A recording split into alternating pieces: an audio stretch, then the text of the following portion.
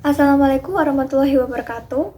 Perkenalkan, nama saya Nurhelsa Safira dari kelas HTN 1E NIM 1860103232 Nah, di sini saya akan menjelaskan secara singkat mengenai materi yang saya pilih, yakni hukum tertulis dan tidak tertulis.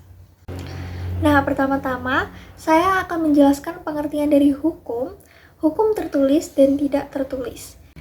Nah, yang pertama saya bahas ialah apa arti hukum. Hukum menurut saya adalah sekumpulan peraturan-peraturan yang dimana isinya norma dan sanksi-sanksi.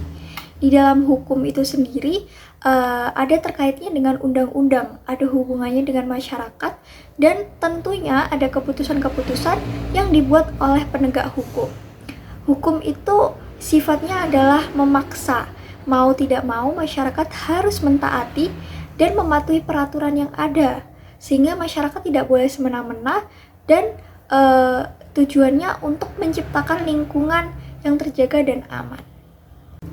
Kemudian yang kedua adalah hukum tertulis yang bisa kita maknai sebagai ketentuan atau kaidah yang sudah tersusun rapi, yang sudah tersusun secara sistematis, atau bisa kita maknai sebagai ketentuan-ketentuan yang sudah dicantumkan di dalam perundang-undangan seperti KUHP, seperti Undang-Undang Dasar 1945 dan keputusan Presiden, dan masih banyak lagi.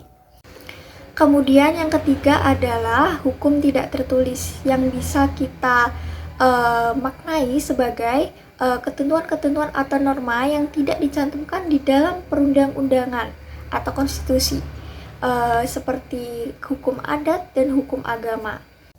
Nah, membahas mengenai undang-undang atau konstitusi itu apa sih? Konstitusi itu adalah sebuah kaidah dasar atau ketentuan yang digunakan di dalam penyelenggaraan negara.